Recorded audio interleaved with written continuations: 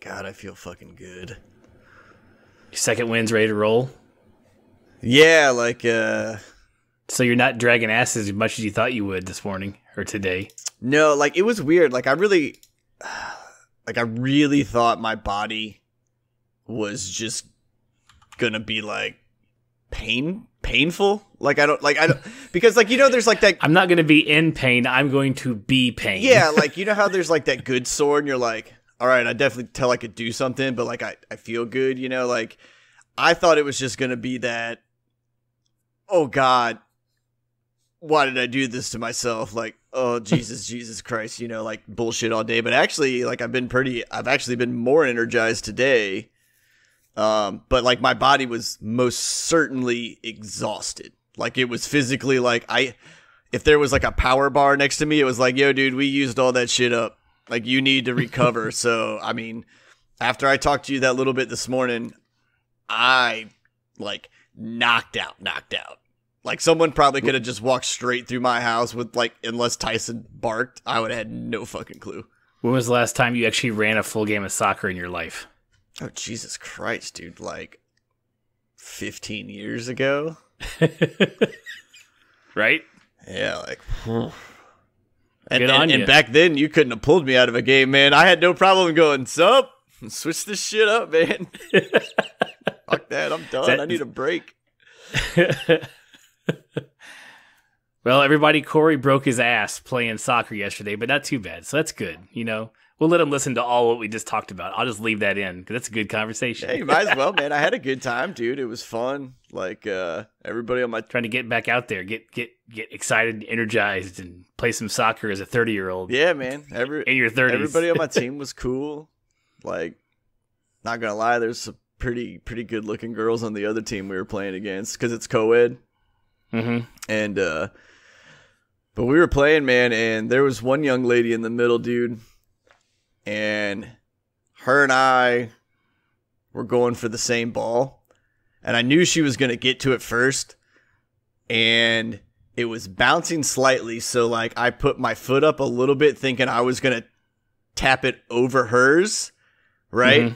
And she had the exact counter idea. She was going to tap the top of the ball real quick and then push it under mine and then, like, actually start her dribble.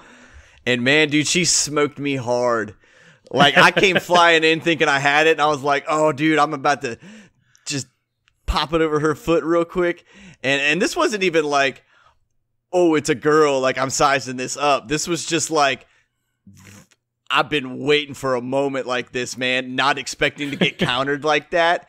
And, dude, she nailed it and, like, got it under my foot and then took off, and I think, like, she sent a pass down the line, and the guy ripped a shot, and he missed it. But I was like, it was like one of those things where you were like, oh, you fucking got me. Like, damn, like, I can't even be mad at that. Like, that was legit good, dude. Like, awesome. Like, I high-fived her. I was like, dude, not gonna lie, man, did not see that coming. I thought you were just gonna maybe take a dribble out of the way or something. I didn't think you'd have literally, like, pull the techno Super Bowl move, like, pick the right play and you're just gone. I was like, oh shit, that was awesome.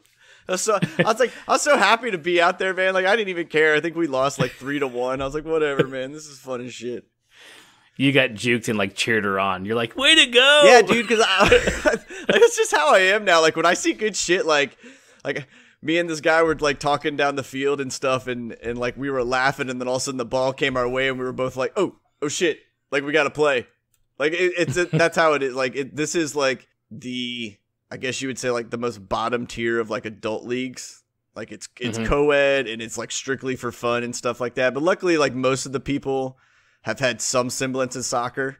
I didn't see anybody we played against or that was really on our team that was like, well, I'm just out here to run around, and I figured soccer was the way to go. Like, everybody at some point had, like, played soccer. They'll go, hey, look, I'm 40. I suck.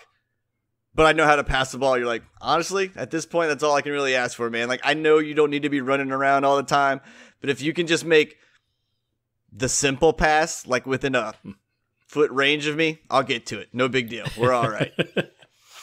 In theory. Yeah, in theory. But, like, there was a dude that, like, could not move. Like if you asked him to run, I don't think he could. But he could dribble the ball at such a tight control that like him just walking with the ball was like fast enough because everybody kind of just comes in a little reckless, you know? So he's like, can't run, but I'm still quick enough in short spurts to like just move the ball out of the way enough. And like he's big enough that he just kind of moves the people out of the way if they come in like too close, like he can just shield it. And you're like, oh, you shiesty little devil, man. Like you're not going to move a whole lot. Like I know I can't pass you the ball for you to run onto it, but if I give it to you at your feet, then you're probably pretty solid for it, at least till everybody else can catch up and help you out. Right. That's awesome. I'm glad you had a good time. It's fun to hear. Yeah, I saw my other buddy out there, Amir. He, I think he plays in like the competitive, like all dude league. And then, but I saw him out there. I started watching part of his game and I was like, yeah, I'm not there yet. Nope. Like I was like, and the funny thing was, it was like, you could tell too, like just some of those guys were just not in shape, but they would get back into shape. Like they were just kind of like, this was like, oh, hey man, I just had my off season. Like I'm getting back into it where I'm like, well, I got really sick and lost like 40 pounds. So I kind of like actually have to just like get my muscles working again. So I'm going to stay way down here before I go, hey, let's get a little more gung ho about competitive adult soccer. Yeah, right. Nice. Well, I've been scrounging. I've been scrambling for the past few days because the wife she took the little one out to visit her grandmother because I'm cheap and I'm not paying for all 5 of us to go out there. So she's like, she hasn't seen the littlest one and let's go take her out there. So they're out there. So I'm stuck with the 2 older kids by myself. And I realize that do not know what I'm doing. I have no clue what I'm doing. The fact that my children are still fed and clothed. So, okay. So did your wife throw you any like life rafts? Like, hey, she wrote down, hey, honey, here's just the schedule. Like if you stick to this, you'll make it, thing. Yeah, for food. I know what breakfast and lunches should be packed and what's for dinner. Like I got feeding the kids. She wrote it all down for me, Barney style. It's perfect. Nice. That's the best part. The problem is though, like when I get them both in the bus successfully, I'll come home and sit at my at my desk for work, and I'm like, I've forgotten something. I've done something wrong. There's no way this is correct. Did I put all the kids on the right bus? Are the kids where they're supposed to? I have no clue. It's like your security blanket's gone and you now have like no faith in anything. You're like, my wife is now left. I have no reassurance whatsoever. Nothing. So yeah, it's been interesting. But I have been grinding through the Spider-Man game for PS4, and that game is sick. Yeah, I'm gonna play it this weekend. If you do not have it, go out and buy it right now. Do yourself a favor. The game is awesome. How they can make, well, I mean, I don't know what, getting from one place to another in a large open world map sometimes is completely boring, but when you're web swinging, it's really fucking fun. I mean, it really is. Like, it's just the greatest thing ever. Just all through New York. So it's awesome. I'm doing all the boring stuff first, like getting the backpacks and taking the pictures. Then I'm like, I'll play the storyline later. Like, I'm not worried about it now. Yeah, like I was gonna start playing it, but I have like a few shows on my DVR that I watch. So I was like, well, I'll just play soccer while those are on because I don't want to have any interruptions for Spider-Man. And then American Horror Story started, so I was like, all right, I gotta watch that. So I was like, all right, I'm just gonna have to wait till the weekend. But now I got soccer on the weekend, so I'm gonna have to like find like the couple hours where I can just sit down with it. Like I know I can make it, but I've now like embraced TV, and like I've even like gone on Hulu and I'm watching My Hero Academia, so like I'm catching up on that anime, and I'm all like, oh, what's gonna happen next? Like, let's play. Oh my god! Like I can't stop watching the shows now until I've hit the end. Like especially if there's like a back catalog, I'm like, well, might as well finish it. Let's just keep rolling. This is how my 2 days are going. Yeah. Well, yeah. When you get down, I can't wait to hear your impression of the game. The story so far, the story parts I've played, like I've stumbled into like the areas where the story continues. And I'm like, damn it! It's like I know to avoid that area next time. Like the parts of the story I've played have been really, really good, and it's not just all button mashing, fighting and stuff. There's actually some sciencey stuff as well. Like you're working for Dr. Octavius before he turns into Doc Ock, so that's cool. So I'm guessing at some point in the game, Doc Ock is going to become Doc Ock, and it's going to be like crazy awesome. But until then, the story parts I've played so far have been really good. The graphics are great, and the fights are fun, and the fights take some getting used to just because I'm old, and I refuse to put it on easy. So I keep dying, and I'm like, okay, it just starts you right back before the fight started. I'm like, works for me. So let's just keep on keeping on. So yeah, I still haven't got to the point where I'll play a game on easy yet. Even if it's like a game I'm like, I just want to have fun with the story. Whatever, they call it normal, medium, like whatever the standard start is, I'm like, I will always be at this level. Right. I feel like I refuse. I feel like even if I'm like 80 years old and I'm still playing video games at some point, even trying new shit out, I'm like, don't you put that on easy for me. Like, Grandpa's going to take this shit I'll on figure normal. it out. I'll figure it out. That's what happens with this one. Like I played the same fight like 10 times this morning. Just I kept dying, and then finally and it really just took me time to like sit and do the fight over and over to be like, okay, I can't fight 18 guys at once. Like when you played, Arkham Asylum, like you could just take 18 guys on. It doesn't friggin' matter. Like Batman blocks everything. Like this one has an avoid button, but if you avoid right into somebody else, they're gonna friggin' knock you out. So I learned real quick. Like you'll see when you play, there's a little circle that will show up on points in the distance, like nearby and further away, and that's where you can like web zip to, and I get myself out of situations. Like I get swarmed, I'm like, nope, you get out. I'll pull myself up. There's some like web shit you can shoot at folks, like stick against walls. So like I fight dirty.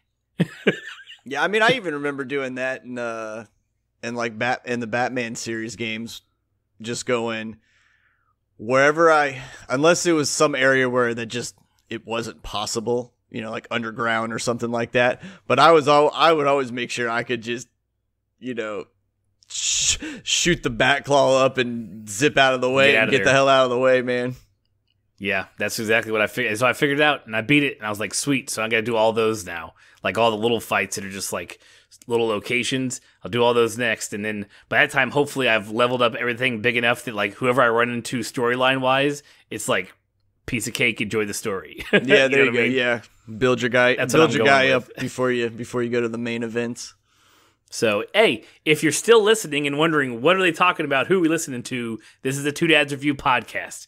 You've tuned in here because you, like us, are fans of American Horror Story, and you knew by Googling or looking or searching or being presented to on your whatever podcast app you listen to that these guys are doing recaps and reviews of this season of American Horror Story like we did last season. We don't like to talk about that too much because Cult was a little bit on the side for us. So we are back with this season, American Horror Story Apocalypse. Clean slate. If you didn't, clean slate. Huh? Said clean slate. It's Coming right. at it with the clean slate. Like I said last week, we love the franchise. So we're gonna clean slate it every season, but we are not going to sugarcoat anything when it comes to as this season wears on, as it goes on down the road. We're not going to sugarcoat it. If there's something we don't like, we're going to talk about it. Yeah. Yeah. And if you didn't find us over at twodadsreview.com, make sure you check us out over there. Links to all the places that you can listen to us are there. Apple Podcasts, Google Podcasts, Spotify, Stitcher, TuneIn, Radio Public, and also search for Two Dads Review with the word two on YouTube. You can find our channel. Sorry, it's not youtube.com/2dadsreview. They won't give me it yet. I don't get enough traffic over there. So, whatever. Just search for it. You'll find it. Or follow the link on our website. You can find us over at Twitter, Facebook, Instagram. Those are all fairly updated. They're updated at least when the new show goes up. So, follow us over there. Subscribe to us where you listen. Turn on notifications because the show never comes out the same day twice. Yeah. Yep, Corey. Feel free to keep adding good nuggets over there. Hey man, dude, I'm a hype man at that point. When you're doing the introductions, dude, I'm just the guy over there that's like, yeah. Gotta get through it, man. Gotta let folks know how to find it. Like I know the lyrics to the songs and I kind of echo them. That's all. Wait, so you're my... Like when you're doing the which I don't even know if you really need to do, because you're always like, hey, if you don't know who you're listening to, blah blah blah. But I feel like it's a podcast. Like they had to have clicked on the thing that said our name to know who we are. Right. You know, it's not like it's like real radio where you were just like scrolling along and you're like, oh, I finally found something. You're like, oh man, these guys are kind of cool. Who the fuck is this? And they're like, hey, we better introduce ourselves every so often so, you know, new listeners may actually know who we are. Like, you know, your podcast, like they read Two Dads Review. Oh, okay, I'm gonna click on that and check it out. Hey, I don't have this admin script written up for no goddamn reason. I'm gonna read it every week. I know you are. That's the funny part. It was just funny because as you were doing it this time, that train of thought just like jumped in and I just was laughing and I was like, I mean, it really is kind of unnecessary, you know? Well, fine. How about you just continue to be my Lil John to my intro and just give me the yes at the... Hey, that's what I'll be, baby. That's what I'll be, man. Maybe like, I'll okay. just... You're like, I have to go for it. I'm going to do it. Yeah, right? So, initial thoughts. What did you think over, like, just out of the gate, what did you think of the first episode? I like it. Okay. Like, I know it was a little slow. Got to introduce everybody. It's always going to be that way, right? So I honestly wasn't really expecting anything other than maybe whatever the big bad thing that is happening. Like just some semblance of somebody saying like, oh shit, this is happening, right? And then it would kind of pan into the characters and I was like, okay, now you're going to find out what everybody's about and there and it was cool because like the theme was neat. Yeah. You know, honestly, I really like the outfits. Of course you do. You know, but I mean, even the cool thing they did with the radiation suits, you know, where they look like they harken back to the old plague masks. Yeah, where they like the old apothecary mask and stuff like that, where they would actually like stuff scented flowers and things at the end of them. You know, so they couldn't smell the dead. Yeah, I know. I just like that they kind of took an old reference like that and made a suit out of it, and you know, everything's a little, I guess you say, Victorian-ish. But yeah, I mean, for the most part, I wouldn't say it was holy shit, that was wow television. Now, based on what I saw in this episode, I could say this season could potentially end up being just the way I feel about it after episode 1, being one of those seasons where you're like, okay, you guys fucking nailed this. Like, I may be a little mad at certain things, but that's probably because you took out somebody I really liked or something like that, you know, where it's not because they just screwed up a story or something like that. It was where you're like, oh, God damn it, I really like that guy. I was super invested, you know, where you're like, oh, that person's bad now. No fucking way. Or it's, you know, like, I just think based on what I've seen so far, even with a slow rolling episode, that like they're going to build this one up to be like something really good. Yeah, I think, I mean, that's what you get with American Horror Story is every first episode, they have to set the table. So you don't get to just roll into it with everything everybody knows from the past season. It's that whole like, all right, this is the world we're in now, you know, and here's all the characters and here's the situation and here's the issue and this is where we're going to take you this year or this season. And they did a good job of it. I'm interested. I think a lot of people got a little bummed out with the episode because I saw a little bit on Twitter, like people were talking about like started out with a bang and ended with a fizz, you know, or whatever. And that's rookies. That's rookies because if you weren't already like in suspense, like if you didn't leave that episode being like, oh shit, you don't know what you're watching. Yeah, but I think because everybody knows of all of the intersecting plots that are supposed to happen in this, that they all weren't seen in the first episode. Okay, well, what did it say? This is quoted as being a, I have to look it up, then I'll tell you. It's supposed to be a continuation, or supposed to be... Well, this is where, like, Coven, Murder House... It's Murder House and Coven. I think, is it Coven? Yeah. They said for sure it's 2 of the seasons. But I have to go see which one it is. I don't remember. Yeah, it's Murder House, the first season, and Coven because what's-her-face is the witch again. Who is? Evan Peters' girlfriend. What's her name? The chick. Oh, okay. The chick from Scream Queens. Like, I saw one of their advertisements or whatever, and like Emma Roberts. Yeah, Emma Roberts, and Emma Roberts popped up, and she was like, "I bet you didn't expect to see me again, bitch." And then, oh, nice. Yeah. Okay, so it's Murder House and Coven. Got it. Okay, yeah. Well, good. Those are the two seasons I have seen. I only haven't seen Roanoke and Hotel. That's the only 2 I haven't seen. But yeah, God, I fucking loved Hotel, man. I need to go watch Hotel. You watched Asylum? Yeah, I loved Asylum. And you watched until it, like, the aliens part threw me at the end. Well, there was aliens right at the end. Yeah, and that was one of the things that, like, I liked about it, because the whole thing was just kind of weird. But I really, really hope, since this season of American Horror Story is Coven and Murder House, that they're gonna take, like, Asylum and, I don't know, something else to kind of explain that a little bit later down the road. Be nice. Because I feel like it was one of those things that was, I don't think it was just, like, thrown in there just to be, you know, a red herring or whatever. I think it was actually like, we're gonna plant this seed because it's gonna impact something, like, later. Like, I mean, I wouldn't even be surprised if it didn't appear in this season, just because we don't know what else is gonna, like, come about. Right.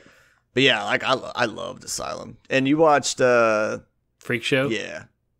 I think I have, like, an episode or 2 left. Like, I was watching it with a buddy of mine, and then, like, it fell off, and I was like, well, crap, am I supposed to watch it now? It was kind of like our thing we were watching, and then I was like, oh well. So I haven't picked it back up, but I only have, like, 2 or 3 episodes left, I think, for that season. Okay, cool.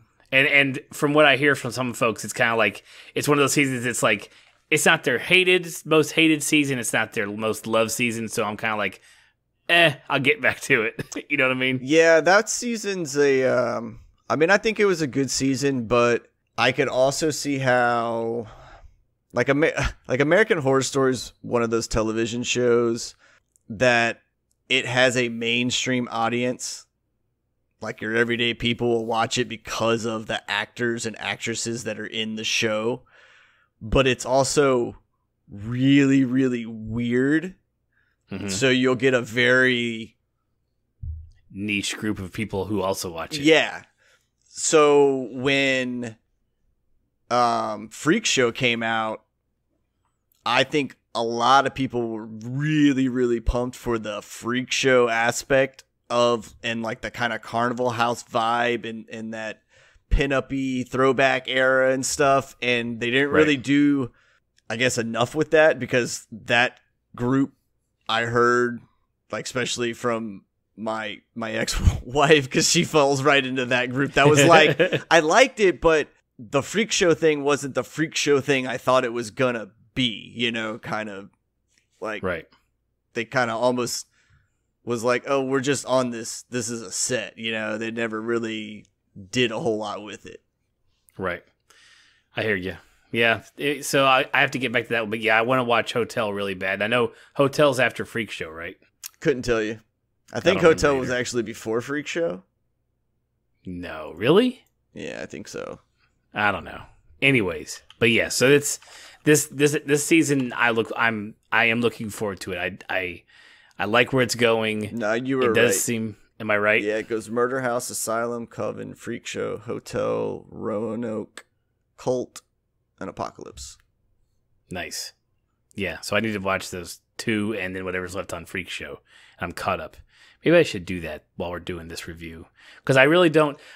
And I've watched them so far apart from each other that the people, I have to go watch YouTube videos about how they're like, how all the seasons tie together. I'm like, I don't remember half people's names from the first and like two that's seasons. cool because like I never remember anybody's names, but I always have like made up names for them or whatever. So as soon as they pop on screen and I kind of hear like them talking, even if I don't know, say it's like which character Miss Sarah Paulson's playing or something like that, right? I'm like, oh yeah, that's the old crazy witch lady. You know, like I'm like, I don't need your real name that you were used in the show. Nice.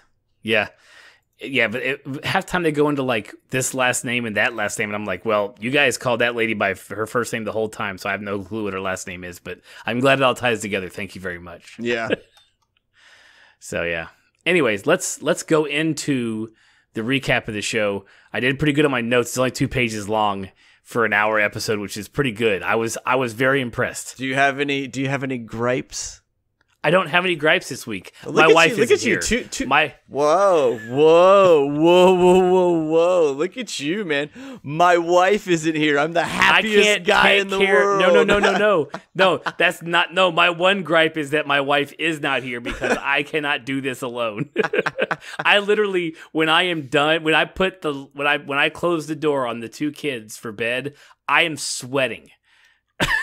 I am so I'm like, how do we do that? Like, how do we do this at night when it's? I don't know. I don't know. I'm like, this is insane. I'm literally exhausted. I really wish everybody could see actually how adorable you look like talking about how needy you are for your wife being there in this situation. Like, you're over there grinning ear to ear, just talking about her like, oh, I'm barely keeping my head above water, but goddamn, you can tell I love this woman. I can't wait for her to get back home too, though. Please, yeah. And on top of that, we've got that hurricane that's south of us that hopefully stays down there. But if it kicks up enough friggin' wind, Lord knows they're going to delay her plane another day. And I don't have a menu written down for Sunday, so I don't know what's going to happen.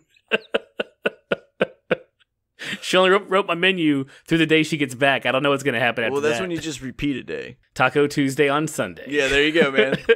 Call it leftover day. There you go. Right. Yeah, I do need to do that really bad. All right, so let's get into the actual plot of this thing. We start off at a what is definitely a high-end hair salon, and we meet Coco St. Pierre Vanderbilt, who is played by the fantastic Leslie Grossman. She is. I would probably give her the MVP of this episode. Like, she has some great stuff in this episode. Okay, all right. There's only one other person we'll meet later that I may give, only for one line, that I may give the MVP award to, because I tell you what, she has some great shit and some great like costumes / hairdos later on. But she's having her hair done by Mr. Gallant, who is played by Evan Peters. She's discussing the fact that she wants to become an Instagram influencer, and he says, "You've got billions of dollars. You know, what do you care about your followers?" And she goes, "That's my dad's money." So we learned that she's well-to-do, super rich daughter, you know, family money, that kind of stuff. Her personal assistant, Mallory, comes in, who's played by Billie Lourd. We know her for the past few seasons as well. Also, if you don't know, she's... Oh, you waiting for me to answer that? Nope, I didn't. What's her what's her mother's name? Leia, Princess Leia. Oh, I blanked.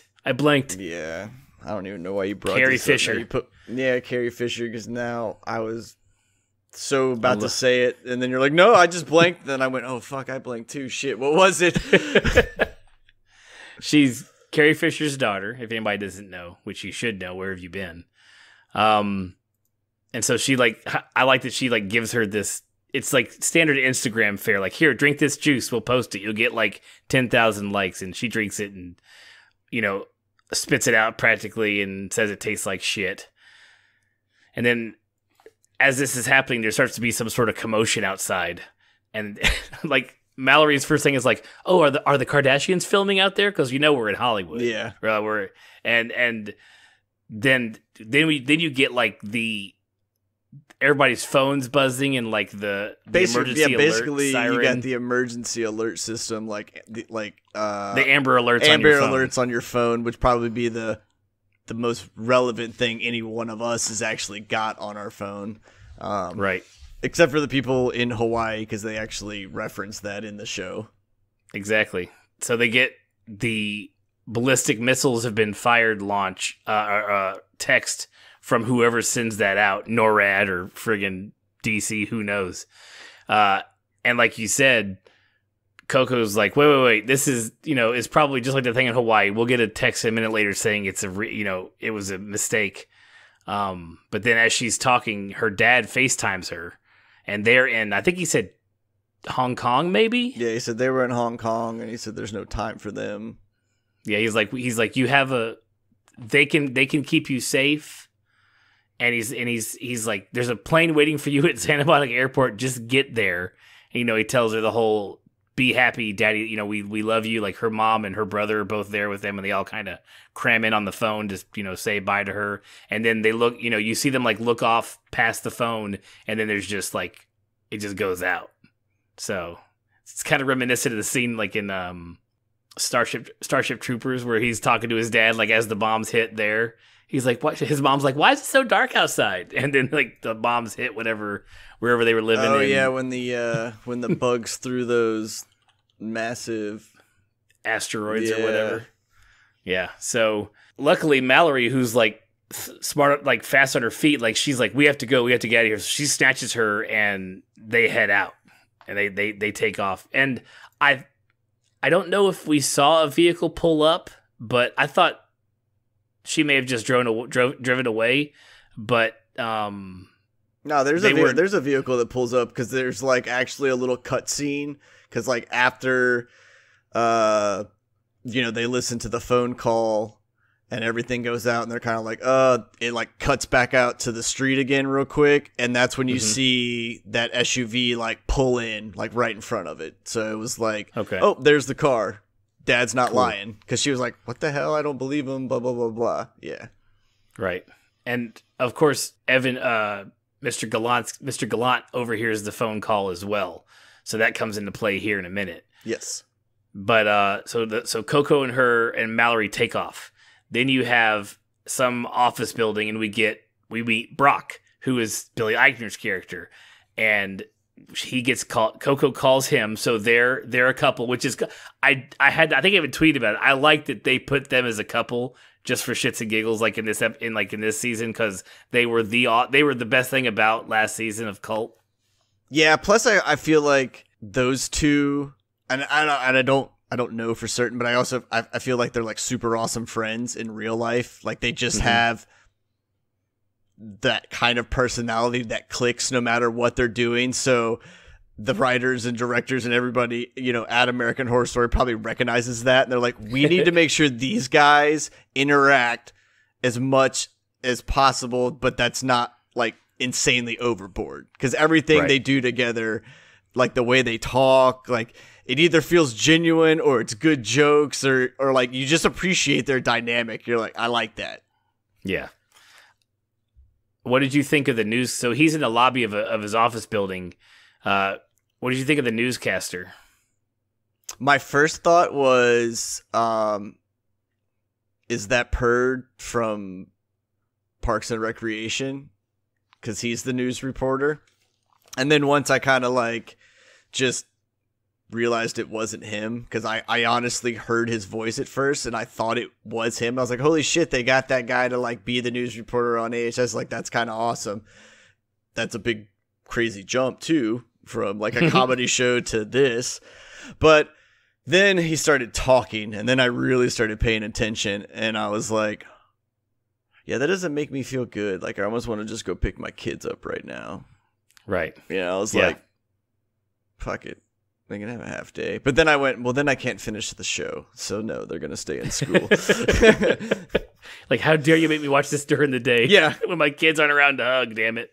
Yeah, he says, I like how he's like, we finally, I mean, especially as a reporter, you report on all the bad shit that happens all the time. It's all news ever is anymore. And I like how he just looks at the camera. He's like, well, we finally did it, folks.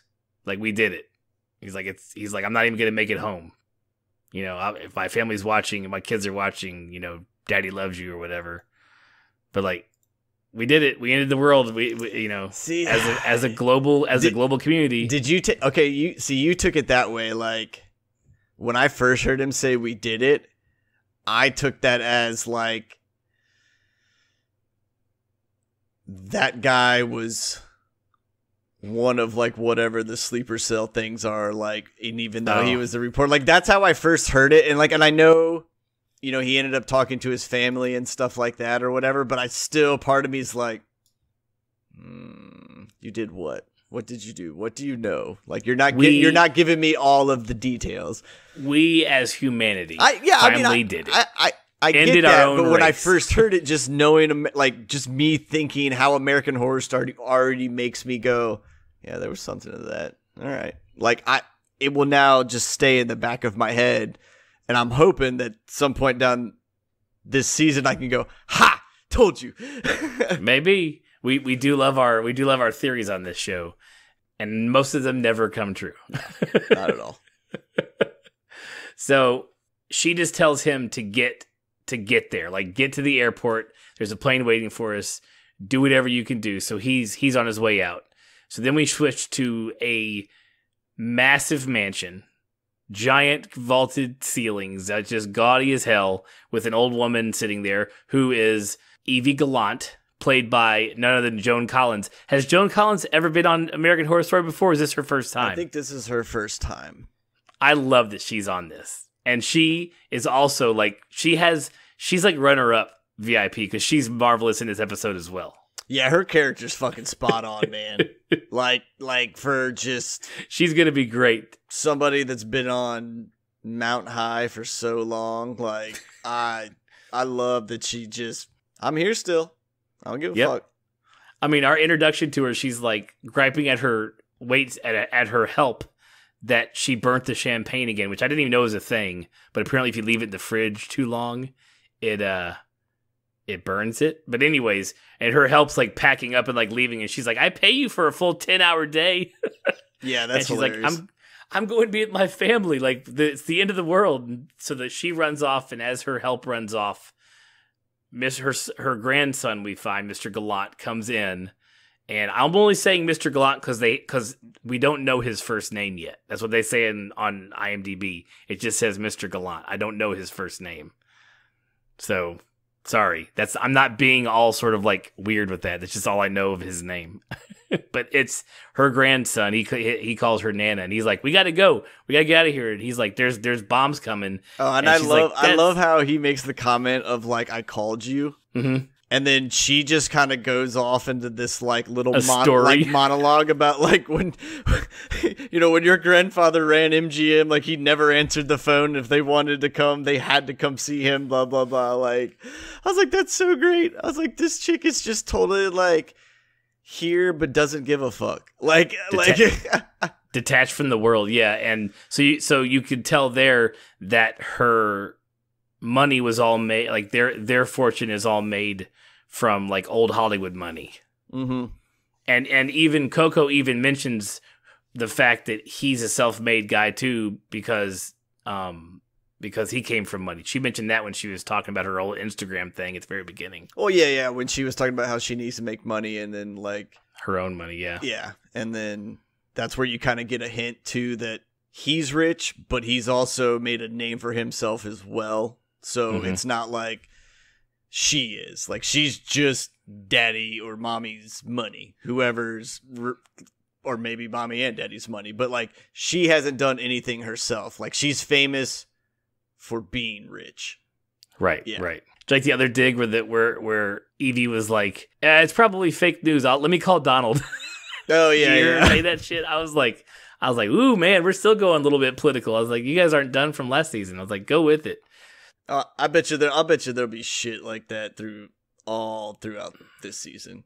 I guarantee as long as he's in office, there's always everybody at AHS is gonna be like, I got this good one. Whenever you guys want to use it, just let me know.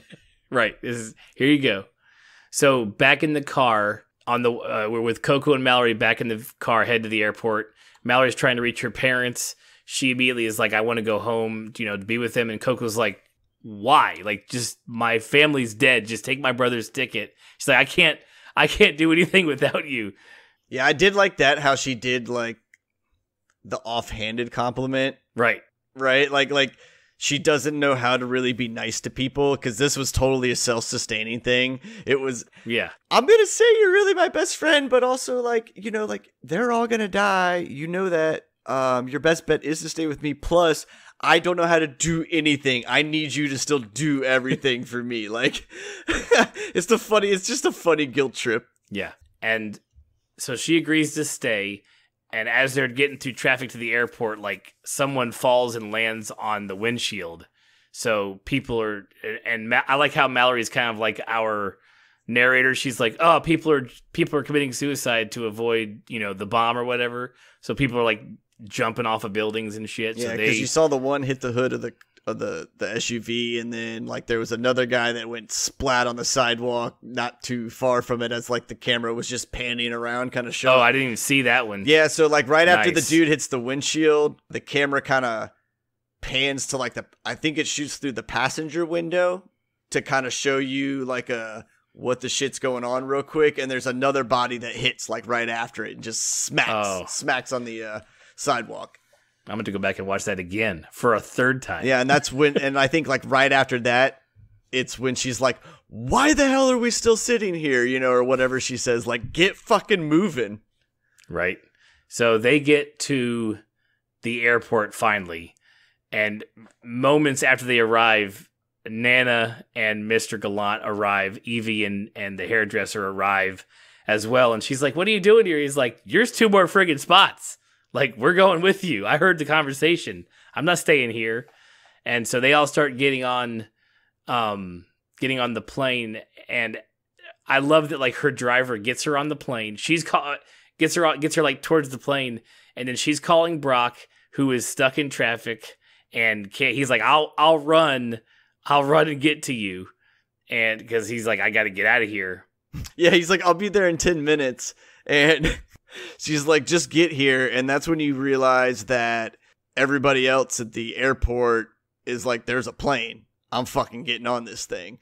And she's also explaining at the same time, like, hey, remember that out clause in our relationship saying you can kind of be free and do whatever you want if we ever choose to feel about that? Like, okay, you're out, bye. You know, like, right. You're not going to make it, homie. So I just got to cut you loose. And it's so funny because, you know, in her mind that is her, like, guilt-free way of like leaving him behind, like going, right. No, we made that clause. Now that I've said that, oops, like, and you know, she believes that there's no remorse. Like, she doesn't give a fuck. No, she shows nothing for that.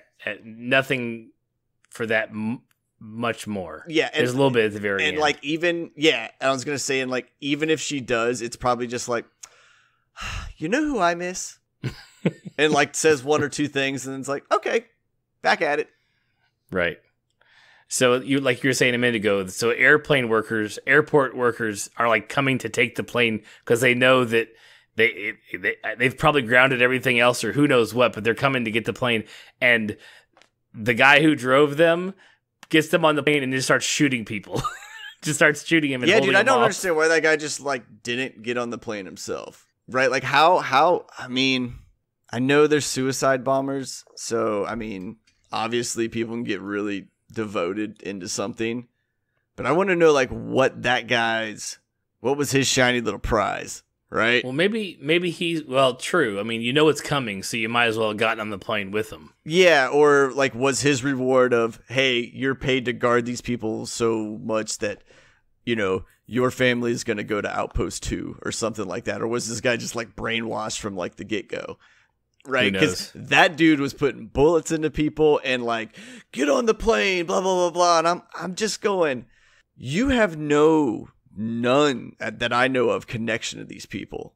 Like, this isn't this was a dude that was, like, dedicated to his paycheck, man. Well, I'll tell you what, he's not just a driver. He works for the cooperative.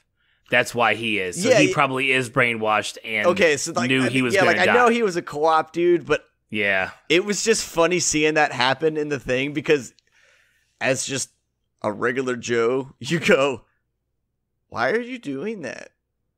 Why wouldn't you, like, shoot those guys and then get on the plane? Because he, like, is the dude that like pushes the door closed, right? Right. Know? Like, there's a way to get that closed while you're in there, right? Yeah. And the only thing that bothered me, and I don't know if planes can do this, but can planes take off without a pilot? I think these days it's almost all, I believe it is possible these days. Okay. It's not like it's done, but it is possible.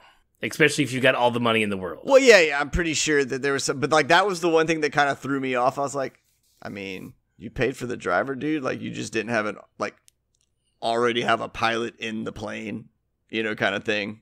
Yeah. But I also don't know a ton about planes, so that was the one thing where I was like, well, there was some.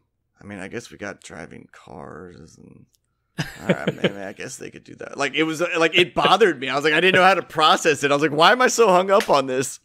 Right. Well, and so to jump forward, they're in the plane. They've taken off safely. Nobody knows where they're going.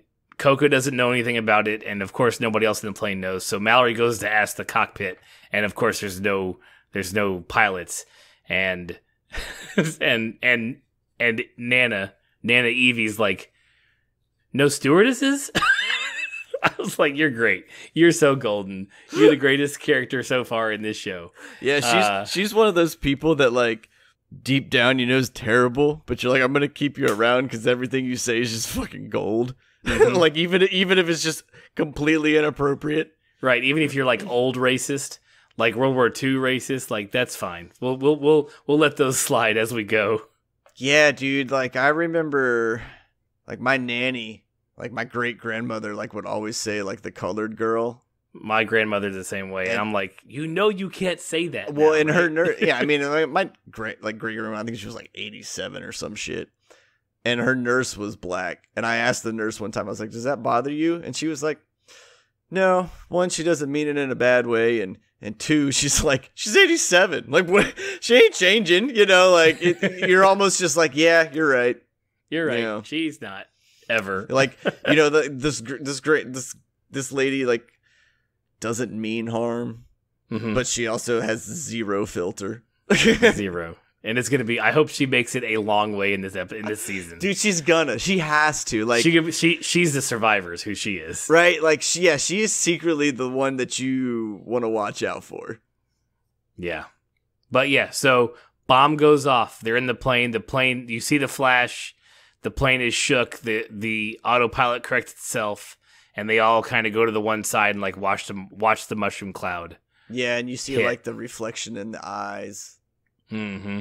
I don't know if you caught that. That was kind of cool. I did. Well, I also did you. So then I think it actually goes to the opening credits. Maybe I don't know if they do or not. But did you see like they were putting like ram's horns, like ram skulls, like in the mushroom cloud in some of the imagery for the opening credits? Oh yeah. Yeah, there's a whole I feel like we should like break that down at some point, but I'm not doing it now. But I like some of the I always like watching the opening credits because there's all kinds of cool imagery and shit they use, and it kind of sometimes it'll give you hints as to what's going to happen through the season. Yeah, I like when shows do that a little bit, but it and it has to be for like sweeping sagas of shows, like Game of Thrones or American Horror Story, because their seasons are so developed, right?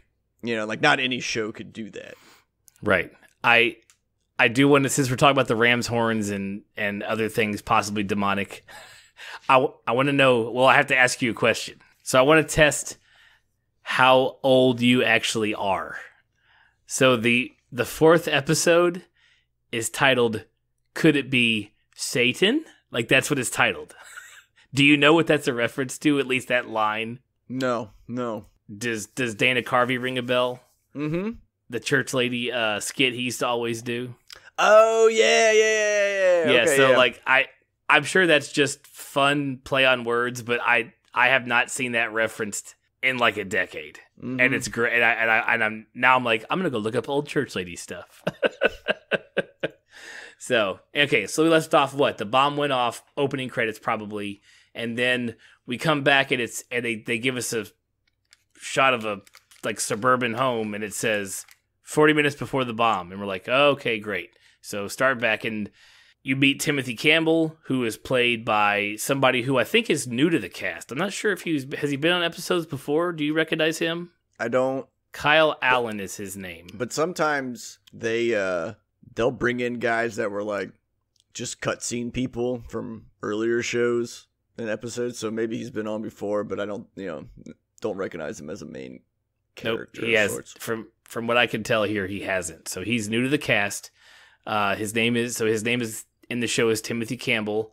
So they're doing the whole like, it's time to check the website and see if you got into UCLA. And so they do it. He gets in. Everybody's all happy and super awesome. And then the dad comes home. And he's like, "Are you guys not watching the news?" Yeah, because side story, because his mom is Dina Meyer. Right. Do you remember her from? Because we were talking about Starship Troopers earlier. She plays. Is that who that is? I thought she looked familiar. Yeah, She's plays Dizzy. She plays Dizzy. Yep. And I had such a crush on Dizzy. Nice. And my friend, when I lived out in Wyoming, my friend out there, his brother was one of the extras in Starship Troopers because that's where they filmed it at. Nice. And yeah, it does look like Wyoming now that you say it. Yep. And but Miss Meyer, I had such a crush on her Dizzy character that when I got my dog, I named my dog Dizzy. Right. Yep. I was like, boom, man. I thought that story was going somewhere else with the extra, like he got her autograph or like he got you to like, meet her. Nope, nothing. No, dude, just fell in love with her and I named my dog after her. That's about it. Nice. But I love anytime I see her, like when she was in, I think, Piranha as one of the divers. Like I was like, oh, it's Dizzy. Like I get so excited every time. Like I love Starship Troopers. I loved her character. She might actually be a real life person that if I ran into, I don't know if I would be able to keep my shit straight because I had such a hard school, middle school, like late grade school crush on her. Right. That if I saw her now, like that little person would just come rushing out. I'd be such a fucking nerd. Oh, 97. You were almost in high school. In 97, I had to have been in at least 6th grade, 7th grade. Oh, yeah. Yeah. So that's like good. Junior good high. Middle school crush. Yeah, hardcore middle school crush. Nice. But so she's the mom, and then the dad comes in. He turns on. We see the same newscaster, so you kind of get an idea. So they kind of, in case you forgot, I think that's probably why his speech was so, like the newscaster's, what he was saying was kind of like moving and noticeable. So you would like go, oh, okay. In case you missed the title card saying we're 40 minutes back, we're right here at the same time frame from earlier. Yeah, I like how the dad like cuts it off though, right when he gets to go. And my kids are watching. He's like, click. Nope. I'm not tearing up already. Going through that shit on my own right here. Don't need you doing it in the background either. Right. So and then all of a sudden, just Humvees pull like not Humvees like military, but like the civilian big ass versions. Like they pull up, and a couple folks bang on the door. And you get 2 black suits that walk in and say, we're looking for Timothy and we're going to take him with us. Pretty much. Yeah, really. I mean. And they're like, oh, and we're only here. He's like, well, what about my family? And they're like, we're only here for you. And they're like, you submitted your blood to some ancestry site and you've been chosen by the cooperative. And that's when he goes like, well, then I'm not going. And then armed men walk in and they're like, we can't take that for an answer. I would love to be like the guy in the full riot gear, like, because he was outside the door, like waiting for his cue, like, ooh, just say you're not gonna go because I'm coming through this fucking door. Yeah, right. Like she's like, that's not an option. The guy's like, I'm going in, and he just snatches him up. I mean, what do you do in that situation, man? As the kid or as like the father? As the father, like coming from a dad, exactly what that guy did. We're 2 dads review, like yeah. I mean, exactly what that dad did. If you know what's happening, it's over. Everything is done. You're waiting the inevitable, and someone comes to you and says, I will save your son," even if they're lying to you. You got to give it a shot. Got to give it the shot. Yeah, they tried all they could do to get both boys, And they're like, no, they're not identical. Because I'm guessing I don't know if they checked the other stuff. I'm guessing when they found that he was whatever they're looking for, they found a way to get DNA from the other boy. And they're like, no, he's not. So they already knew he wasn't acceptable anyways. Because she says, no, they're not identical. So we don't. Well, I think their boys were twins. They just weren't identical twins. Oh, really? You think so? That's where I kind of took out of that by her saying they're not identical. That's just where my head jumped, because I don't think only time I ever hear the fucking word identical is when people are talking about identical twins. Okay, I'll give you that. So if they are twins, then yeah, they're not. If they're identical twins, they'd have taken both of them. Sorry, but yeah. So the father lets them take him, and he's like, say, I do give the folks in the black suits credit. They let him hug it out before they left. Yeah, like I thought about it, dude. And like the way the guy that came in, that was kind of the head honcho, you know, when he looked at the dad, was like, "You have to believe me," you know. And I was like, I think that guy would have probably won me over right there. Like I'd have been like, all right, you know what, this is the only option, right? Yeah. I don't think I could have ever been the parent that was like, no, you're never taking my children. If someone come in and said I could save one of them, you know, right. Even then I'd be like, oh, really never thought that choice was going to happen in my life. But I mean, I gotta let it go, you know? Right. Well, at least they made the choice for him, right? That's the at least they didn't make him pick which kid. Mm-hmm. Yeah. Okay. You made a choice. Well, I'm just saying, me. like, he could have been the crazy parent that like tried to fight him off and got everybody killed, and then they still took the boy. Yeah, and then they still took the boy, so the boy now just has to watch this co-op, you know, murder his family. Right. And then still get taken. Good. Yeah. So he made the right choice in the situation. You know, the end is near. So let's if someone can do it, take him. Especially when they're saying things like genetically favorable, you're like, oh, okay, so you've done some research, legal or not. You know what's going on. Yeah. So they take him to some bunker, some pretty much just like a quick hold bunker. They just put him in, lock the door, and it's like layers of cages. So they each must like. Yeah, that was the funny thing because it wasn't like horizontal; it was vertical, and like you're already digging down. Why are you putting one cage on each floor? That's the dumbest shit I've ever seen. Yeah, that was really weird. I mean, I guess maybe it was just because maybe it was repurposed. No, I don't even think it was repurposed. I just think it was like they hit the layer that was safe enough and they made one, but they knew that they're like, hey, we're only going to maybe have like 5 people, and they needed to keep it like within a certain diameter, probably to withstand impact and things like that coming from the outside. So it was like, this is the easiest way to make this as sturdy as possible. Right, or not raising the eyebrows as to the extra few floors down, whatever structure it's built onto is. Yeah, especially if it was hidden under something. Yeah.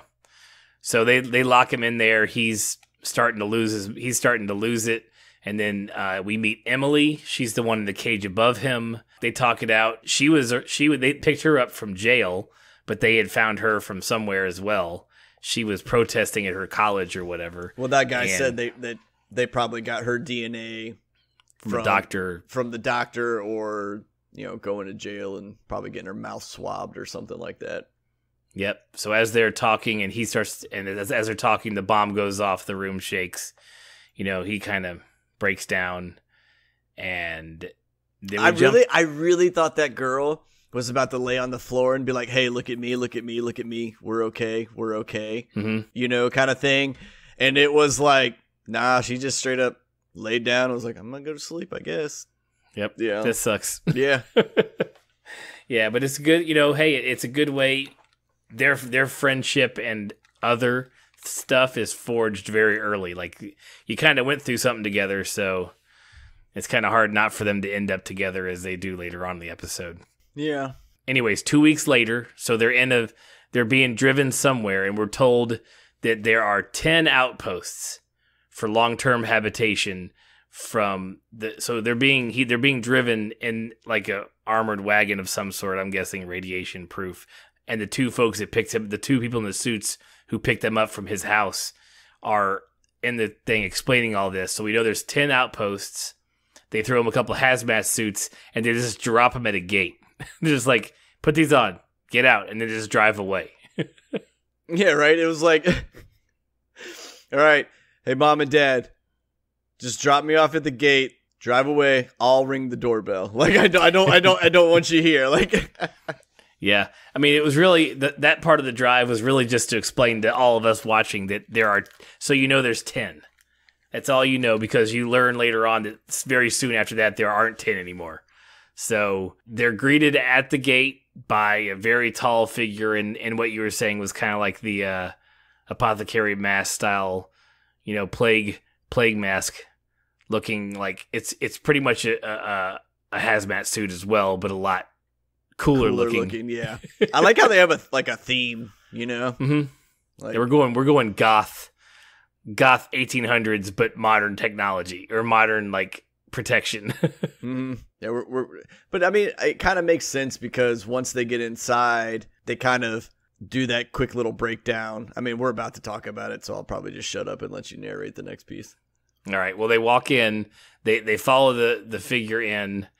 They're taken to the facility. Could you tell Kathy Bates before you ever saw her face? I could always tell it. I was like, that's Kathy in that one. Like the one that was at the door, the shorter one. Oh, because you can tell by the way she moves.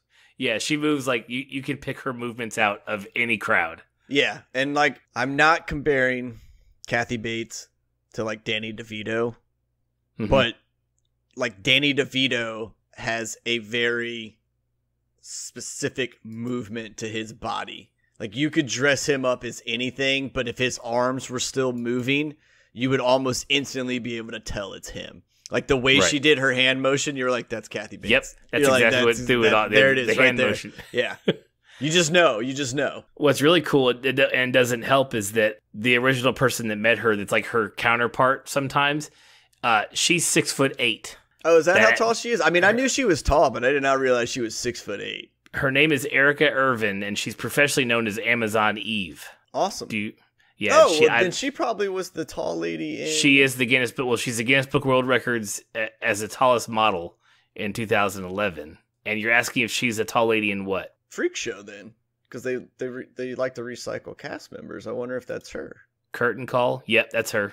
Oh yeah, because she is. Oh, because she went by Amazon Eve as the character name, I think, in that series. Yeah, that's what kind of clicked. I'm pretty sure that's the name she is, because that's what kind of clicked for me. That's awesome. Maybe it's still her or a that could tie into Freak Show too. Then possibly. Yeah, you never know now, because they don't give her, especially since they start merging stuff. Because I don't think she has a name yet. Her name is blank on IMDb right now, which could be we can't tell you because it's going to be a big reveal.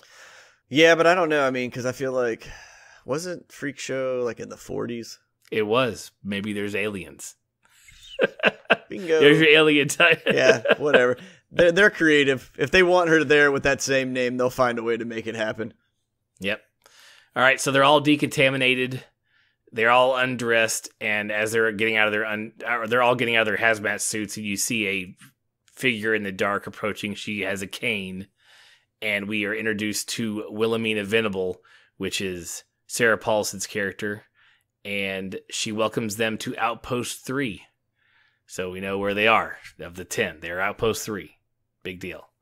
But there we go. So we get inside Outpost 3, and it's pretty much Miss Venable just walking them to their room, and she explains the Fallout shelter, or she explains it used to be a boys' school, and I like how Emily's like, what boys' school is subterranean? Why is it underground? I don't understand. So there's something to that. It's not all there either. I'm thinking that may not even be true. Yeah, I feel like that was just her. We have new people, almost like the Joker. Do you want to know how I got these scars? And she just makes up something different fucking every time. True. She explains the cooperative about it being it's not any country. It's just some of the most brilliant minds in the world that came together to do this. She explains the purples and the grays, which the purples are the elite members of these outposts, and the grays are the worker ants. So you actually see, well, actually, I forgot to mention it, but as they were walking in, before they even got in the building, you saw two folks who weren't in hazmat gear knelt down, and they were both shot in the back of the head by other masked people outside. Yeah, and they were in gray. They were in gray outfits. You see them, and you're like, that's a real odd choice of clothing. Yeah, but it had an industrial tone to it. You knew that was worker clothing, right? Right. And the people that were killing them, you were like, they're definitely above them in the pecking order. It was I'm not saying I mean, obviously they are an execution squad, but even if they weren't being killed, you knew that those gray people were like, hey, black guy and thing, like, I'm out of your way. You know, like they bowed out of their way too. Right. So that happened on the way in. And as she shows them both to their rooms, she goes over the house rules, which, to break it down, you don't ever leave and you don't ever fuck. Don't do either of those things. No unauthorized copulation, and don't leave the building because it's nuclear winter outside. Yeah, I mean, they're really not hard rules. Yeah. And then I mean, after a while, they would be fucking really hard rules. No pun intended. I do like her line when she tells him to get dressed for dinner. She says, "There's no excuse for tardiness when there's nothing else to do." That was a good one. I like that one too. I think you quoted that one on the old Twitterverse. I may have. I'm not sure what I did last night. It was late. I'm old. I can't help it. You're one of those people now that if you stay up too late, you wake up with a hangover. It happens. I tell my wife, I'm like, if I'm going to have a headache, I might as well have drank the night before, damn it. Like, I hate when I get up in the morning, I don't, and I have a headache and I didn't drink. I'm like, well, this is stupid. So, as they're getting ready for dinner, Timothy's taking a shower, and so this is where it gets, like, supernaturally, kind of, because as he gets out, like, on the mirror, in the steam, on the mirror, 666 is written, but as the camera pans past his head, it's gone from the mirror, and then he hears a disembodied voice say, "Beware, Timothy." It's whispered. I think it's a female's voice, if I'm not mistaken. I mean, it's feminine. Yeah, it's something. Sure. It's I not don't like if it's probably a demon or something like that, but if you had to give it a gender, you would say it was on the female side of it. Yeah, we'll go with female spectrum for this. I like that. That's a solid disembodied. One. Yeah. Yeah. So yeah, and so that's where that part of the scene ends. But so we know already there's something.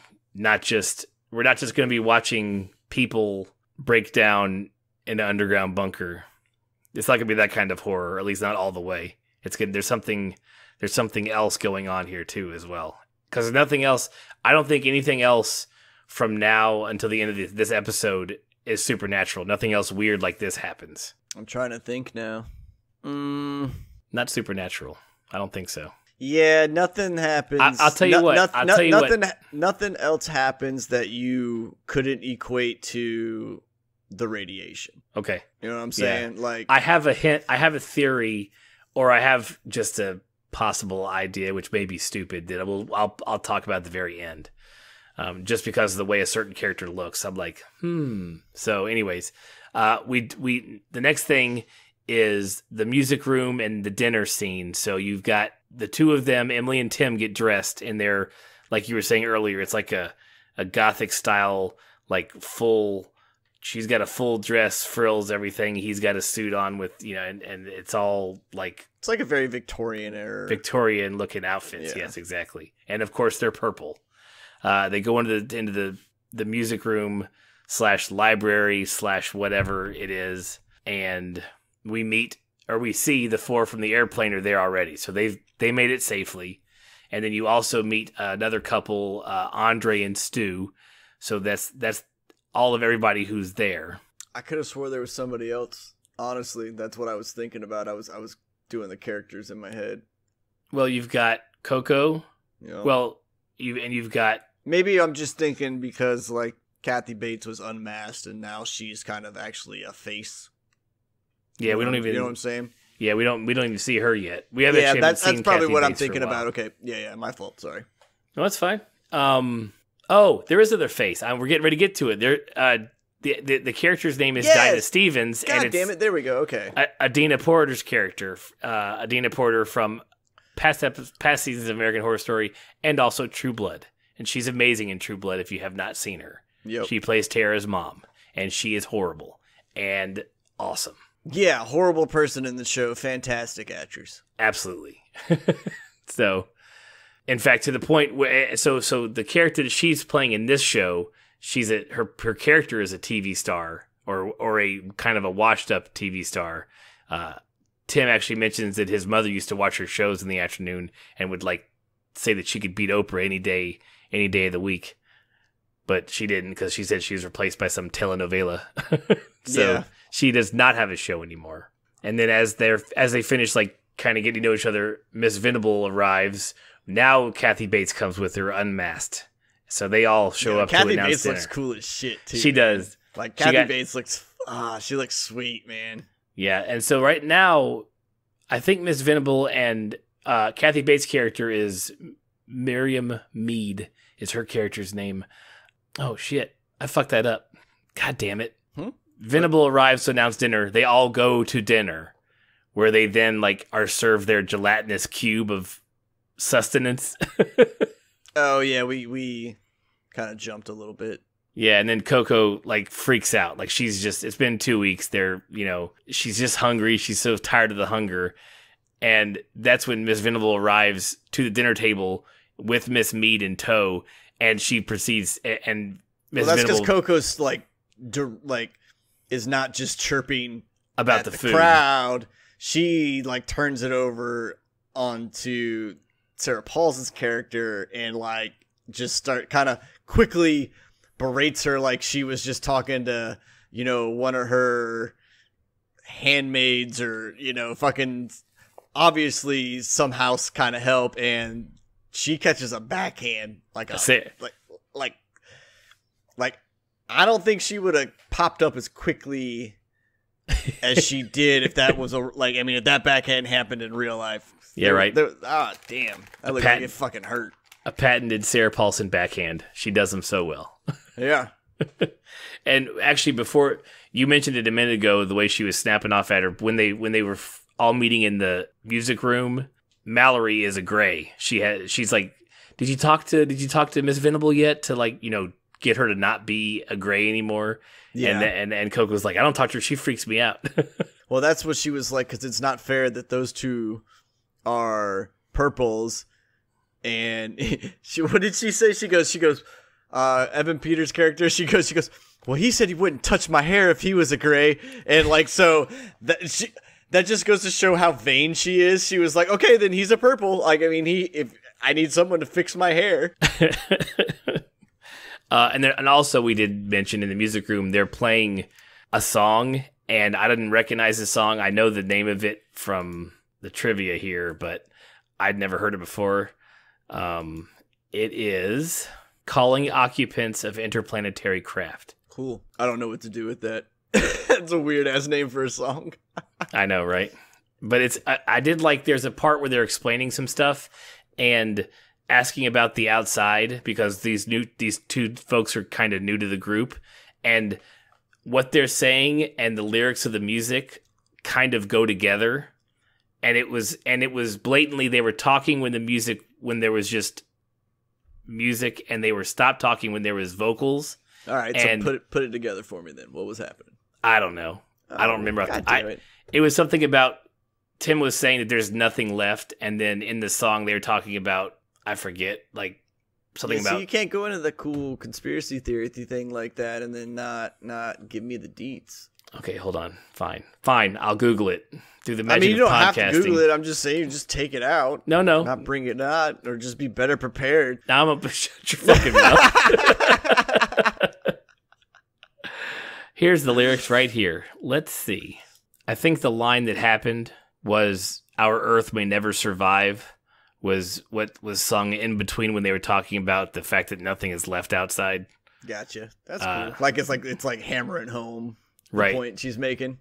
Yeah, and the next line after that is, "So do come, we beg you," in the song. So there's it's a weird song. It's actually kind of catchy, but I guess hearing it, they mentioned it's been playing for 2 weeks straight.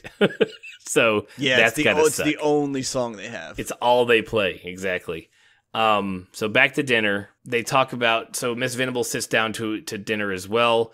She gives some overview of the fact that they only have enough food for 18 months in their outpost. So you're eating what you get. That's all you get. She also announces that there was a breach of the wall, and the breach was a carrier pigeon that was carrying a message for from the benefactors. So from, I guess, the people that set everything up. And the message told them that 3 of the 10 outposts have been overrun, They also mentioned that there was no more governments were left for any of the nations in the world, I guess. It was just all gone or all just in ruin. And the remaining outposts are the last survivors, like human survivors on the planet. Yeah, that's right. I mean, like, what did they say? They said something, there was nothing but piles of dead bodies, too many to count. Basically, like, yeah, like literal stacks of bodies just out there. You know, like, all I could think of was going through like an abandoned city, but walls were also made of human bodies because they were trying to stop whatever was coming, like, that way. You know what I'm saying? Like, that's how I pictured it. I was like, ooh, that's fucking woo, glad I ain't there. And then after this exposition, Miss Mead gets a report from the tall lady, and she announces there's a spike in the radiation detection in the area, so they pull out a Geiger counter or some sort of radiation detection device, and they tell everybody at the table to put their hands on the table, you know, where everybody can see them, and then they all get the wand swept over them, and Evan Peters' character pops, and Stu pops of the Andre and the couple Andre and Stu. So yeah, and Evan Peters was like, the only thing I've touched is her hair, you know. so it's gonna be her. Yeah, and then they go and scan her, and they're like, clean, you know. So it was kind of funny how quickly he threw her under the bus right there. Like, it's just it's a good way of showing how quickly everything will unravel in there at any given moment. It's y'all may look nice, but it's all about survival. Mm-hmm. Yeah, like, everybody is insanely on edge in there, but it really is like everybody's already taken the stance of me versus them. Like, I'll play along, but when it really boils down to it, like, fuck you. Yeah. So the two of them are taken to decontamination. They're given a scrub down. They're both naked, and they're just like scrubbed with hard brushes. You can see their skin's already like all abraded and red and shit.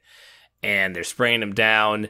And then when they're done with all that, they lay them down on their stomachs naked. And Miss Mead comes in and scans them again. She scans Evan Peters' character first, says he's clean. Then she scans Stu, and he's still going off on the counter. So he's like, no, I can't do those sprays again. And she goes, You won't have to. and she shoots him right in the head, like, while he's still laying down. And yeah, Evan Peters does a good job. Like, he gets sprayed with some blood, and he's like freaking out. That was good.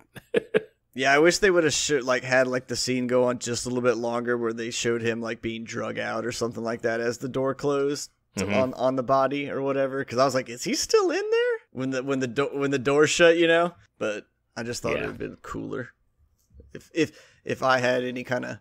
If someone called and asked you. Yeah, if someone called and asked me and was like, hey man, how would you do this? I'd be like, well, this is what I do. So the next scene, I think, is probably, minus the last scene, the most important scene of the episode.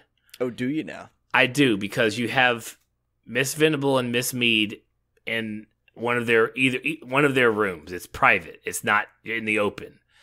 And well, actually, I'll take that back. I'm sorry. We start out with Miss Mead comes down the hall and knocks on Miss Venable's door, and she's like, "Are you decent?" You see Miss Venable in the room in a purple dress. In the purple dress, right? And she's all fancy, and you're like, "Oh, we haven't seen her in that before. Maybe it's some kind of death outfit or some shit. Like, you don't know." And then Miss Mead comes knocking on the door, asking if she's decent, and she and Miss Venable's standing by the door like you would if you had a gun and you were gonna like leave it behind the door, because she's very like cautious sideways, like, I can't. And then you realize that she can't be seen wearing the purple in what she's in. Yeah. And then what is it? Miss Mead comes in and she has her big black overcoat on, but she drops it and she's wearing a purple dress. Yeah, as well. because Miss Venable looks at her, like, kind of stares at her for a moment, like, are we about to, like, almost, are we gonna have a problem kind of vibe, right? You know, right. And then she's like, well, you know, and Miss Mead like drops hers, and you're like, oh, so you guys are in some kind of cahoots. Yeah, so we already know something's weird. They're like playing dress up with the purple outfits. I mean, to the point where Kathy Bates' character, like, when they're looking at each other in the mirror, like, she's almost like giddy like a schoolgirl. Like, she's like, she like makes a face that a grown ass woman doesn't make. You know what I mean? Yeah, she made a face of someone that has been, I don't want to say like in servitude, but has always had a boss.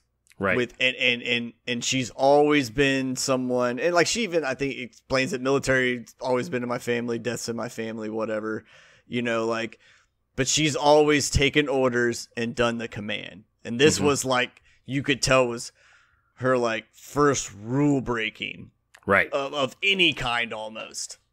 She probably had a super strict household upbringing kind of thing and stuff, you would imagine. And this is like almost, I guess, the equivalent of a little girl finding like her mother's makeup and getting dressed and like thinking she is the most beautiful thing in the world. But then when the parent actually sees it, you're like, oh my God, you have lipstick from your toes to the top of your forehead. You're like, holy shit. Like, it's that kind of look like that a child would give itself. Exactly. And to expand on what you said a second ago, they're playing cards like in their purple outfits. They're like having like a nice proper, like, we're playing cards and dress up. And Miss Mead goes into, well, first Miss Venable asks her, like, how'd you make the scanner spike? And she's like, I just turned it up to 10. You can make anybody look like Chernobyl. Yeah. I was like, God damn, dude, that's such a dick thing. So now we know that that those two were in on it, and whatever, this was all a ploy for whatever their larger nefarious reasons are. I mean, Miss Venable just says that she really enjoys distributing the punishment. Like, she's like, I get well, the shivers. because Miss Mead, you can tell she's not completely comfortable with where they're at yet. She's like, because she even makes the comment of it's weird for them not to look at them as my boss, right? Because she mentions that the cooperative is unaware of how things are going in this outpost. Yeah, and Miss Venable, she oh God damn it, I know she gets into talking about how she enjoys it. But right before that, she says something along the lines of, none of them matter, only we matter. Right. At the end she says, forget them, it's only us. Yeah, there we go. Okay.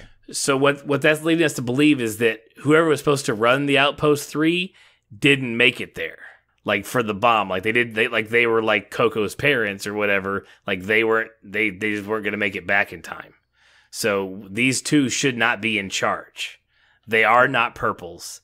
They are whatever they are, whether they be like standard like black suits or if they're like just grays that. Well, I thought that's what Miss Venable explained. Like she's the face of the co-op. Yeah, she's explained that to the people. I think that's like her legit thing, and she's actually just realizes that the world's coming to an end, and she's gonna kind of do her own thing and survive here, and they're gonna like have her fun.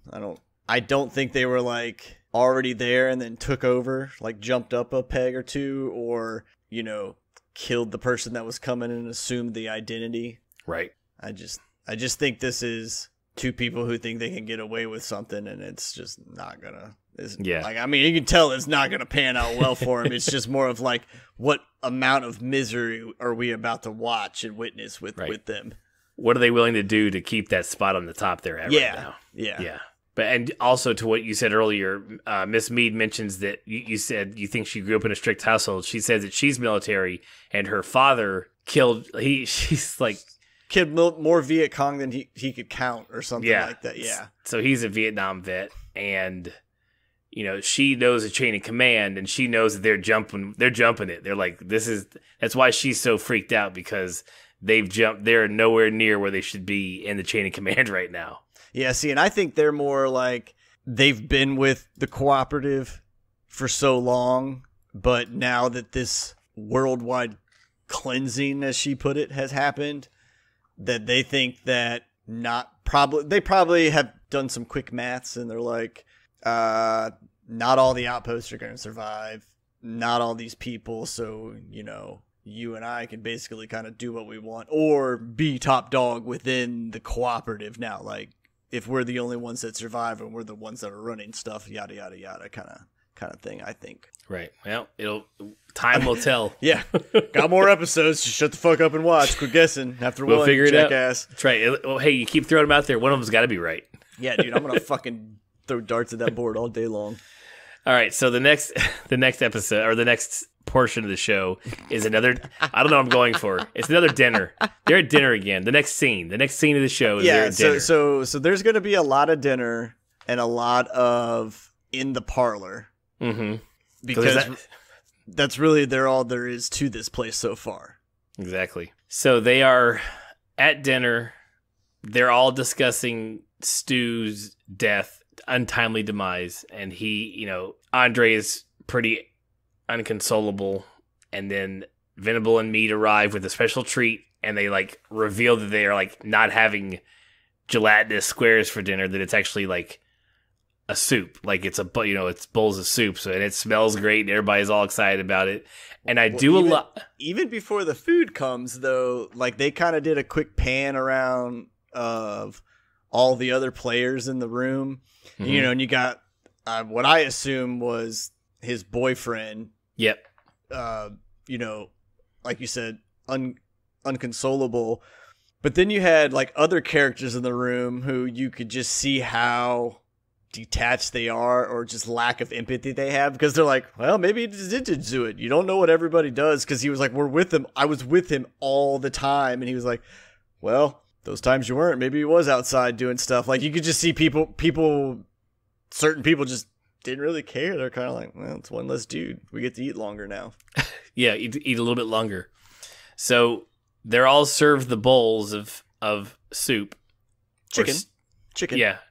And I don't know what to make of this, but I like how Tim and Emily, like he was looking to her and she was looking at him and he was shaking his head no. He's like, don't eat it. He's like, yeah. He's like, I don't need. And he didn't have any clue yet what was going on, but like something in his like, yeah, his spider sense went off. His spidey sense went off, right? I mean, to me, he was the only dude that had common sense in that situation, right? Well, he's not elite, so he does have at least some common sense. He's not. I mean, he is elite in the group, but he's just a kid from. He's just genetic. He's not like he. Oh yeah, grew up yeah. in Like, riches. well, yeah. He was picked because he's genetic superior, but he's not. He hasn't been so jaded through life for so long that he still is like street smart and book smart. Right. And so, but it was funny. I liked it, like you said, because you then get to see their little kind of connection, because she took his word like instantly. Was like, okay, I'm with you, but everybody else like goes at it, and I'm just thinking to myself, when someone goes, where did the meat come from? And they go, oh, well, we have our resources on, I don't know. I can't remember what phrase she used exactly after that. Special occasions, I think is what she used. And I'm going, somebody just died. Now magically a special occasion and we have meat. Like, nah, fuck that. I'm not testing those waters. Give me my cube. Yep. So they all start pulling. I think Evan Peters' character pulls a tooth, like a tooth bone maybe, or some sort of bone out of it, and Tim's like, that's not chicken bone. And then Andre, yeah, I thought that was a tooth, but I don't know what it was, because you could tell what the fuck a tooth is, right? Like, I don't care how kind of worn down it may be or whatever, but yeah, it was definitely a bone of some sorts. I kind of want to feel like it's like part of the toe, maybe, because and then Andre pulls out like what is clearly would be like a pinky finger. Yeah, 1 to 2 knuckles of a finger. And he's well, that's a 3-knuckler. and then you get the greatest line of the whole show, which is, oh, Jesus Christ. All the stew is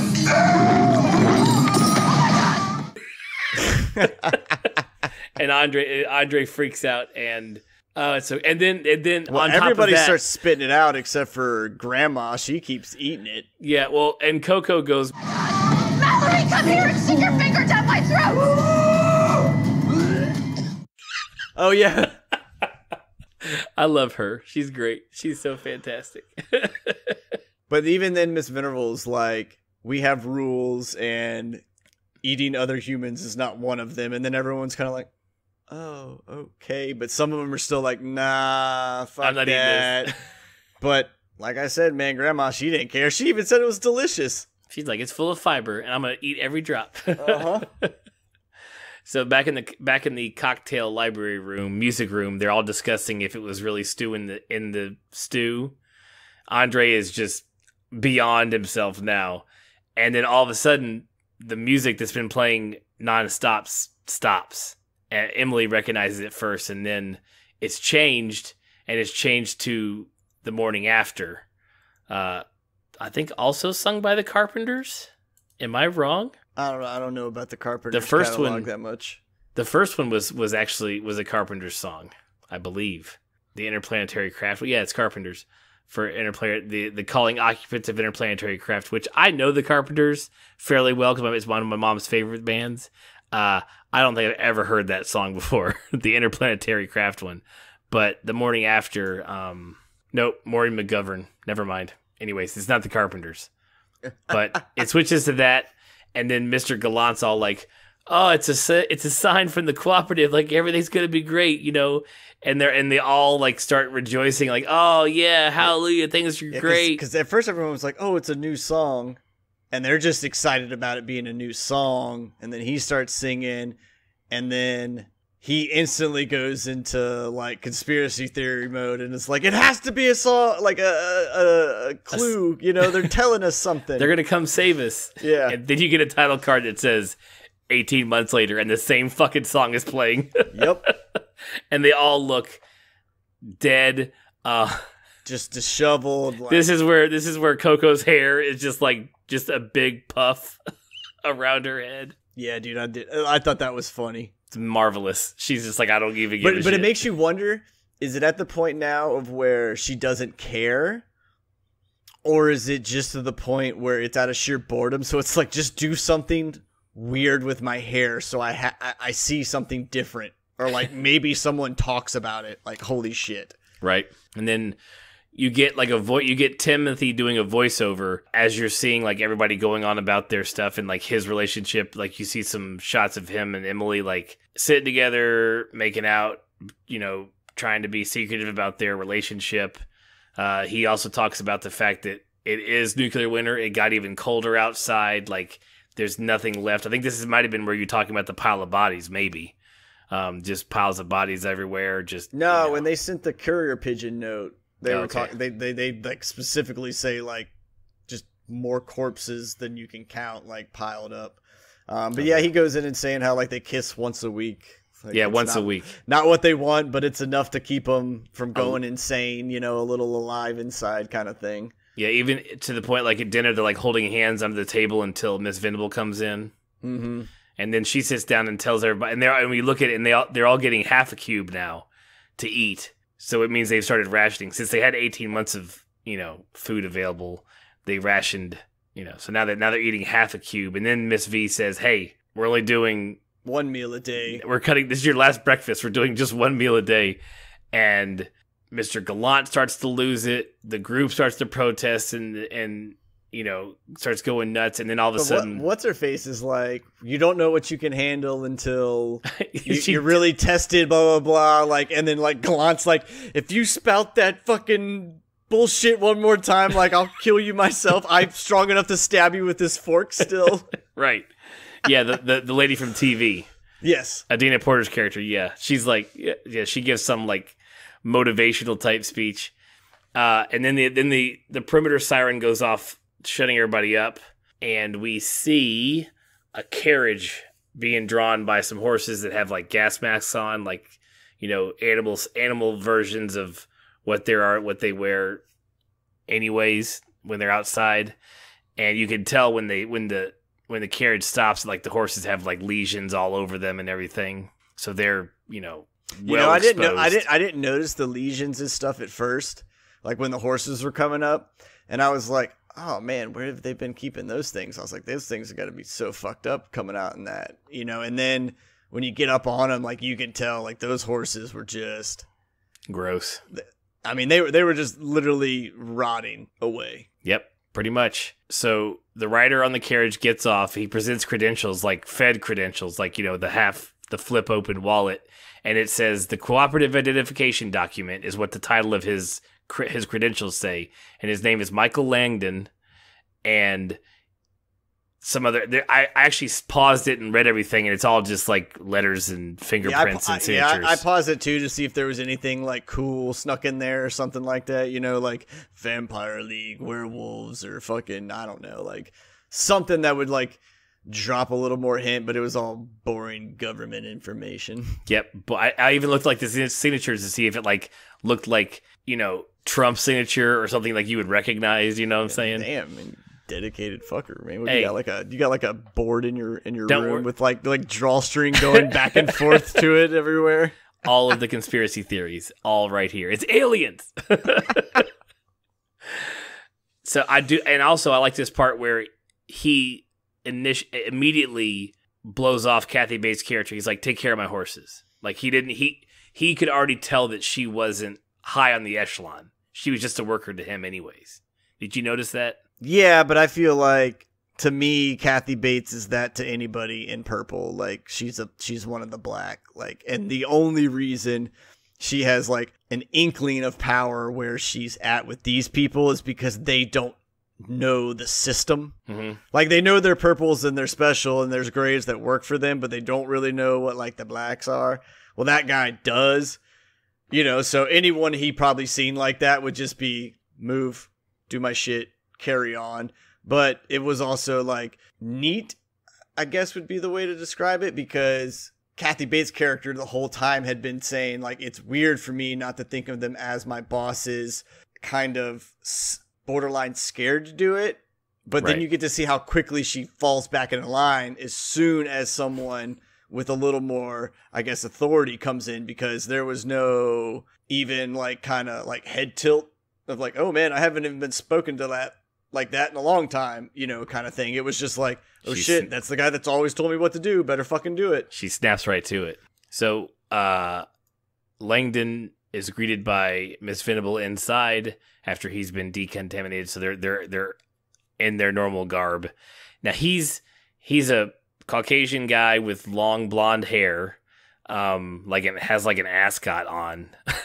So I mean, it kind of has like a say the word, just say it. Well, he looks like a fucking vampire. Yeah, I was gonna just say he has like an Eastern European vibe, but I mean, if we're gonna go into like what could accomplish these things happening, I would probably say some type of immortal being that probably has an infinite amount of bankroll. There you go. Right.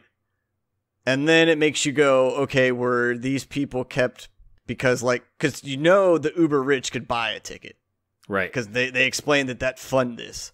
So then if this is instantly what I did. As soon as I thought that guy was a vampire, I went, okay, the rich people bought the ticket to be converted, save their families. Right. They paid for the expenses, so the vampires are like, okay, we'll turn you. Probably knowing that a lot of them wouldn't make it. I also feel, though, that anybody that was then selected for their DNA and genetics is a buffet. Maybe. Like that. I was like, well, maybe everybody tastes different. Like that's exactly what I thought. Yeah. So this is all conjecture. We have no clue what's going on. What we do learn from him is that 3 more of the outposts have been overrun. So now you've got 6 total that are gone of the 10. And he says the other 3 won't last another year. And his whole point of being at Outpost 3, the one that he thinks is it's his charge to go, hey, let's find this stuff out. He is there to choose who, if any, he takes to another facility that nobody within these 10 outposts, including the people in charge, knows about. You know what I mean?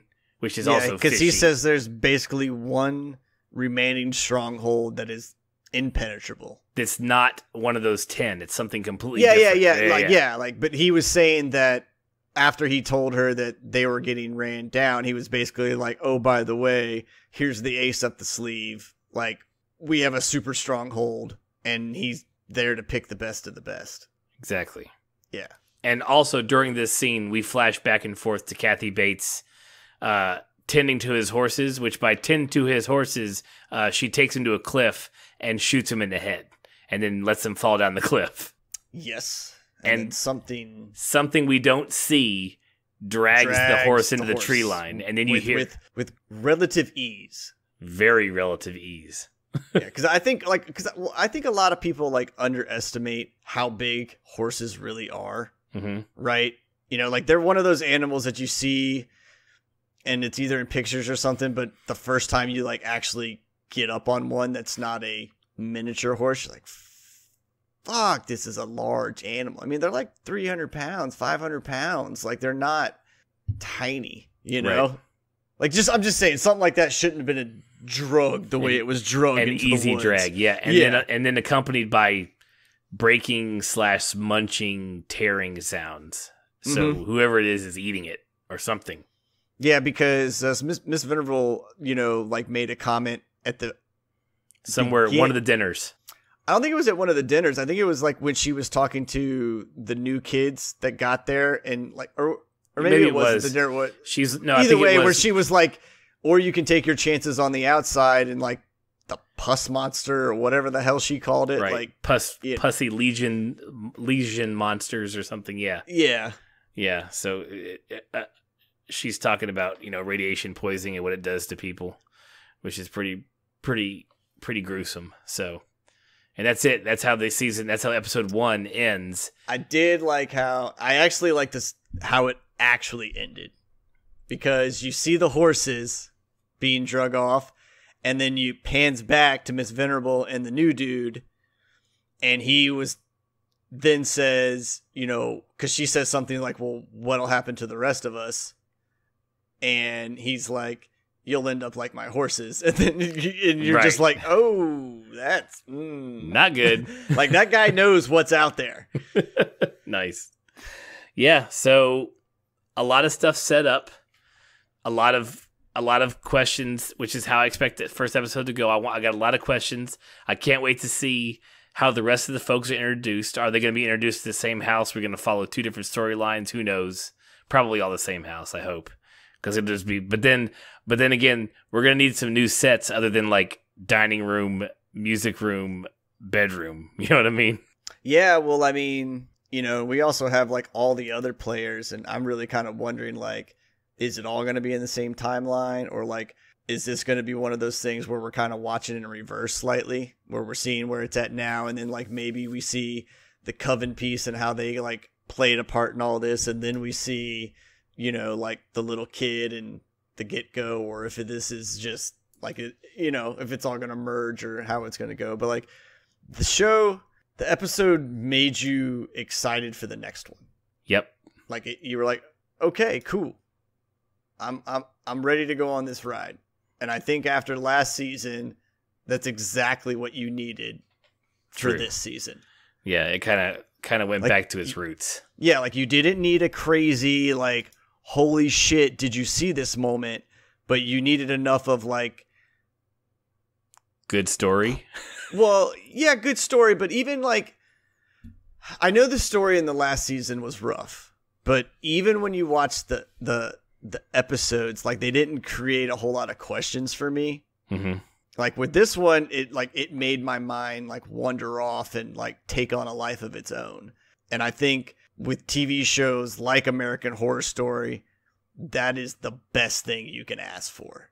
True. You know, it doesn't need to be a, oh my God, moment in history of television, but because how long the season is, you know, if they play it at a way of making you interested in developing your kind of own story, whether to be proven right or proven wrong, if it's making you guess questions, and I feel like by the time the season's done, you're going to go, fuck, this was really good, and American Horror Story just went and like made up for last season and solidified itself as like a top dog show. Right. Like people will go watch Apocalypse. Mm-hmm. Like everything else is great, blah, blah, blah, blah, but if you want to watch a season of something, go watch Apocalypse. Yeah, I completely agree. That I like all the ideas that I have running around. I can't wait to see where it goes from here. Like I watched the fights this last weekend, and it was like Darren Till versus Tyrone Woodley, and Darren Till was the new guy. And if you watched a lot of other like Darren Till fights, you're like, holy shit, dude! Like, I think this guy's gonna fuck Woodley up. And Woodley, to his credit, man, like he knocked his ass out. He won the fight. I was like, holy shit, didn't see it. Like, I feel like this is American Horror Stories version of Tyrone Woodley right here. Like, they're going, I'm the champ, I have the belt, and they're now just basically putting their dick on the table with going, look, here's what we can do. This is how awesome we are, and fuck everybody for giving a shit last season. Like, well, don't give a shit. We won't give you shit. With that, let's wrap it. Any final words? You got all you got to say out of there. Yeah, I'm good. All right, we're good. So thank you guys for listening to the end of this. Make sure you tune in next week for episode 2. We'll see where it takes us, and we will catch you guys then. Talk to you later. Later, guys.